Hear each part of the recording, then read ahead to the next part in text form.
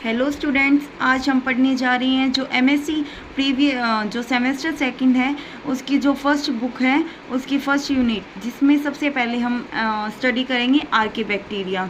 Archie bacteria होता है वो किंगडम जो मोनेरा है उससे बिलोंग करता है और ये सबसे प्रिमिटिव टाइप का बैक्टीरिया है। इसके बाद जितने भी बने वो आगे इससे इवॉल्व होके ही इसका सभी बैक्टीरिया का फॉर्मेशन हुआ है। तो इसमें ही क्या होता है, जो आर्की बैक्टीरिया होता है जो एक्सट्रीम कंडीशंस में भी सर्वाइव कर सकता है। एक्सट्रीम कंडीशन का मतलब हो गया जैसे हाई एसिडिक मीडियम हो गया, जैसे बहुत ज़्यादा जो डंपी एरिया हो गया, वहाँ पे मार्सी एरियाज़ में ये बैक्टीरिया सर्वाइव कर सकता है। इसे फर्स्ट लाइफ इन अर्थ, जो धरती पे सबसे पहले अगर किसी का जो माना जाता है जनन, तो ये माना जाता है आर्की बैक्टीरिया। सबसे पहले जो धरती पे बैक्टीरिया आए थे वो थे आर्की बैक्टीरिया। जो मोस्ट प्रिमिटिव और सबसे सिंपल टाइप की इनकी स्ट्रक्चर होती है और ये सबसे सिंपल होते हैं। इनकी जो सेल वॉल होती है उसके अंदर प्रोटीन पाया जाता है और जो सूडो पेप्टिडोग्लाइकॉन की बनी होती है। स्ट्रक्चर देखते हैं तो ये प्रोकैरियोटिक की जो संरचना होती है उसके समान होती है, लेकिन ये मेटाबॉलिकली रूप से बिल्कुल प्रोकैरियोट से डिफरेंट होते हैं।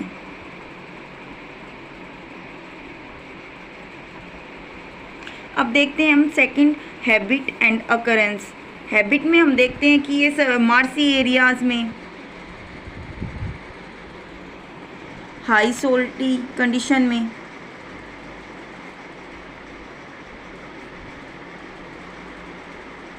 एक्सट्रीम टेम्परेचर, यहाँ पर भी हमें ये देखने को मिलते हैं, जैसे हाई पीएच में भी हमें देखने को मिलते हैं। सब जो हैबिट के अकॉर्डिंग ये बैक्टीरिया दो टाइप के होते हैं। एक तो होता है ओब्लिगेट अनारोब्स और एक होता है फैकल्टेटिव। ओब्लिगेट में क्या होते हैं, इस टाइप के जो बैक्टीरिया होते हैं ये सिर्फ अनएरोबिक कंडीशन में ही क्या रहते हैं, जीवित रहते हैं। अगर ये O2 की प्रेजेंस होगी तो ये बैक्टीरिया डेड हो जाते हैं।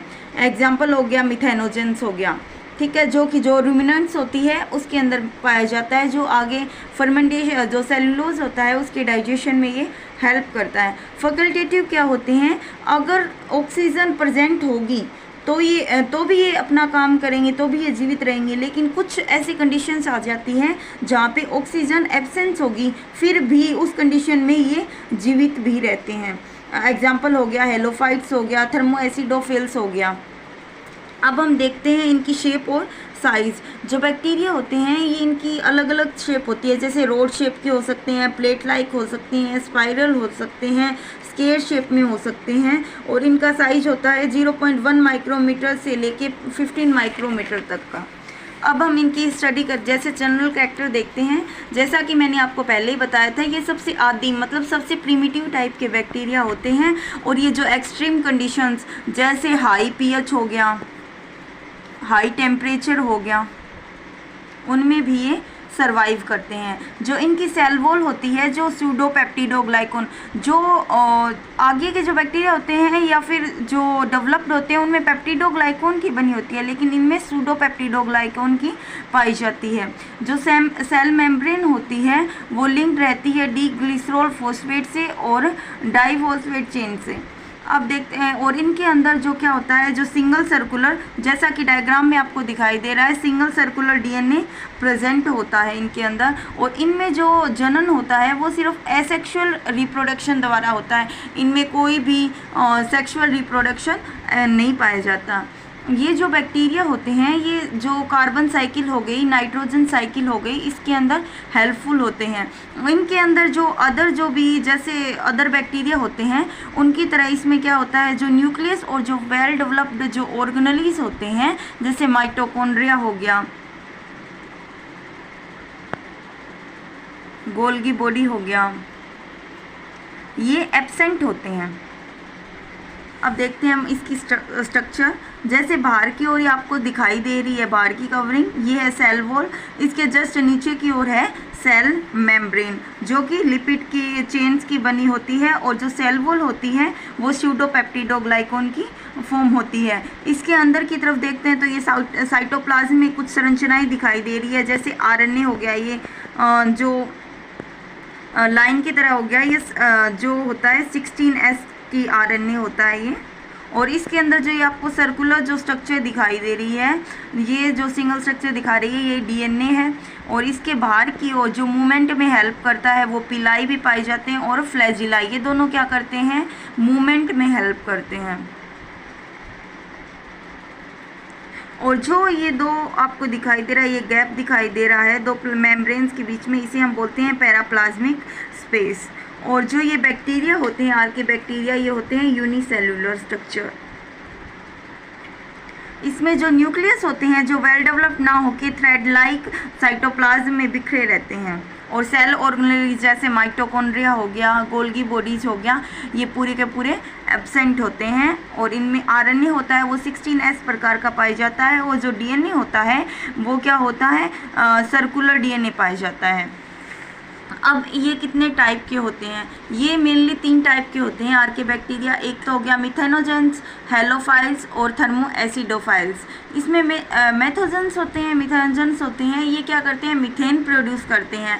ये वहाँ पे पाए जाते हैं जहाँ पे मार्सी एरिया होता है, वहाँ पे पाए जाते हैं। ये जो फ्यूमिक एसिड होता है और ये जो CO2 होता है, इन दोनों के प्रेजेंस में ये CH4 जो मीथेन होता है उसका प्रोडक्शन करते हैं। ये मीथेन गैस है, ये क्या करती है, जो कुकिंग गैस के रूप में यूज़ की जाती है और लाइटिंग में इसका यूज़ किया जाता है।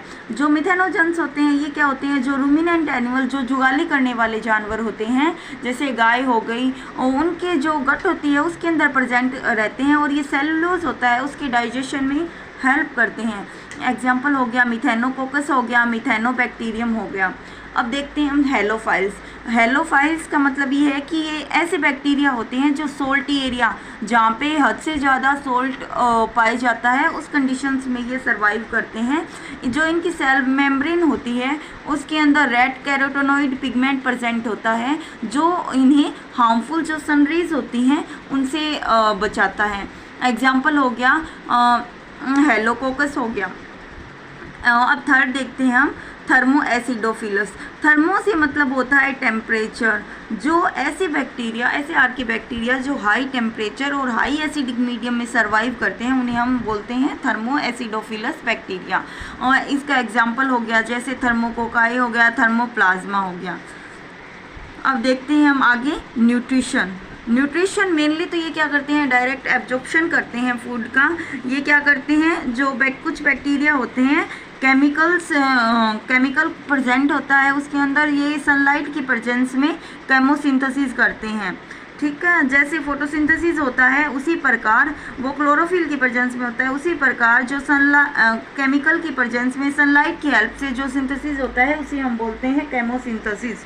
और फिर उसके बाद देखते हैं जो थर्मोएसिडोफिलस जो आर्के बैक्टीरिया है, ये क्या है, सल्फर ऑक्सीडाइजिंग बैक्टीरिया है, जो क्या करता है, सल्फर को H2SO4 में ऑक्सीडाइज कर देता है और ये H2SO4 हमें एनर्जी देता है, उस बैक्टीरिया को एनर्जी देता है।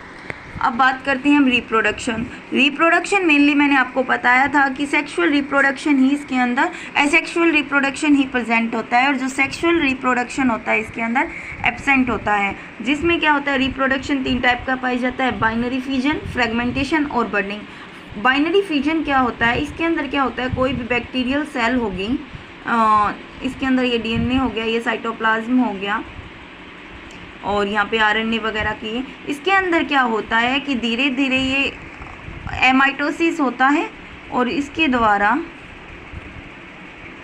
आगे चल के 2 बैक्टीरियल सेल्स का फॉर्मेशन हो जाता है।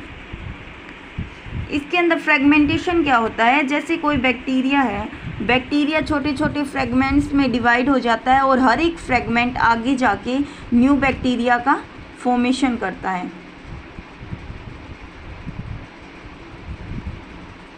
अब बडिंग में क्या होता है, जैसे कोई बैक्टीरिया है, इसके बाहर की ओर एक आउटग्रोथ निकल जाती है, इसे हम क्या बोलते हैं, बड। ये बड आगे जाके क्या हो जाती है, इस बॉडी से, जो पेरेंट बॉडी है, जो बैक्टीरिया की पेरेंट बॉडी है इससे अलग हो जाती है और न्यू और जो बैक्टीरिया है उसके अंदर ये डेवलप हो जाती है। इनके सर्कुलर डीएनए हो गया, ये साइटोप्लाज्म हो गया। अब देखते हैं हम इसकी इकोनॉमिक इम्पोर्टेंस। इकोनॉमिक इम्पोर्टेंस में इसके यूज़फुल और हार्मफुल हम दोनों इफेक्ट देखेंगे। सबसे पहले क्या होता है कि ये बायोगैस प्रोडक्शन, जैसे मैंने आपको पहले बताया था, जो कुछ मेथनोजेंस बैक्टीरिया होते हैं ये क्या करते हैं, जो बायोगैस मतलब जो मीथेन गैस है ना वो प्रोड्यूस करते हैं। इसके अंदर क्या होता है, जो एनिमल डंग होता है और जो सीवेज होता है उसके द्वारा जो मीथेन गैस होता है उसका प्रोडक्शन किया जाता है और ये मीथेन गैस का आगे जाके जो कुकिंग गैस के रूप में यूज़ किया जाता है। जो रूमिनेंट्स होते हैं उनकी गट में भी ये प्रेजेंट होते हैं। जो रूमिनेंट की गट में प्रेजेंट होते हैं, ये जो सेलुलोज जो घास होता है उसकी सेलुलोज पाया जाता है उसके अंदर। ये सेलुलोज को डाइजेशन में हेल्प करते हैं। इनका यूज़ मेनली मेडिकल लाइन में भी होता है, जैसे एंटीबायोटिक के फॉर्मेशन में, जैसे हेलो आर्किया हो गया, सल्फोलोबस हो गया। ये क्या करते हैं, बहुत सारी जो ऑर्गेनिक सॉल्वेंट होते हैं उनके प्रोडक्शन में हेल्प करते हैं। और ये अब आगे देखते हैं हम, जो ये बहुत सारे जो थर्मोस्टेबल जो रेसिस्टेंट होते हैं अगेंस्ट जो टेम्परेचर, ऐसे एंजाइम्स के फॉर्मेशन में ये हेल्प करते हैं। जो हेलोफिलिक जो आर के बैक्टीरिया होते हैं, जो वो क्या करते हैं, हेलोफिलिक मतलब जो सोल्टी हाई कंडीशंस को बर्दाश्त कर सकते हैं, ऐसे बैक्टीरिया होते हैं। वो क्या करते हैं, बायोडिग्रेडेशन, बायोरेमिडेशन इन कंडीशंस में हेल्प करते हैं। जो डिटर्जेंट इंडस्ट्री होती है इसके अंदर भी इनका यूज़ किया जाता है। ये मेनली जो भी दाग लगे होते हैं उनके अंदर जो प्रोटीन मॉलिक्यूल्स होते हैं, उनके स्टार्च ग्रेन्स होते हैं, उनको ये दूर करने में हेल्प करते हैं। ये एग्रीकल्चर में भी इन बैक्टीरियाज का यूज़ किया जाता है। ये क्या करते हैं, जो कार्बन हो गया, सल्फ़र हो गया, नाइट्रोजन हो गया, उनकी रिसाइकलिंग में हेल्प करते हैं। ये कार्बन, नाइट्रोजन और ऑक्सीजन जो प्लांट होते हैं उनके लिए मेन होते हैं। जो मिथेनोजेंस होते हैं वो क्या करते हैं, प्रोड्यूस करते हैं मीथेन गैस, जो कि यूज़ की जाती है कुकिंग और लाइटिंग में। जो थर्मस एक्वेटिकस जो है बैक्टीरिया, ये क्या करता है, इससे जो टैग पॉलीमरेज एंजाइम होता है वो प्राप्त होता है, जो कि डीएनए टेक्नोलॉजी मतलब रिकॉम्बिनेंट डीएनए टेक्नोलॉजी में इसका यूज़ किया जाता है। बायोरेमिडिएशन में भी इन बैक्टीरियाज का यूज़ किया जाता है। अब हम देखते हैं हार्मफुल इफ़ेक्ट्स। अब ये क्या करते हैं, जो मैंने आपको पहले भी बताया था, ये बैक्टीरिया क्या करते हैं, मीथेन गैस प्रोड्यूस करते हैं। मीथेन गैस प्रोड्यूस करेंगे।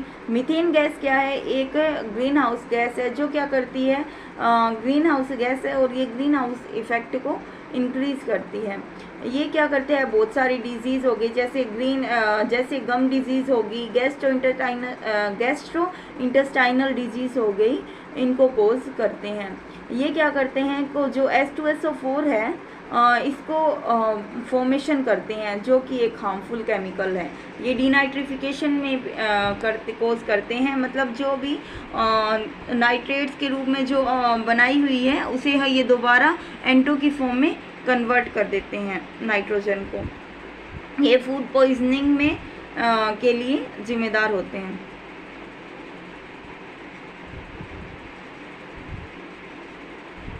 Thank you.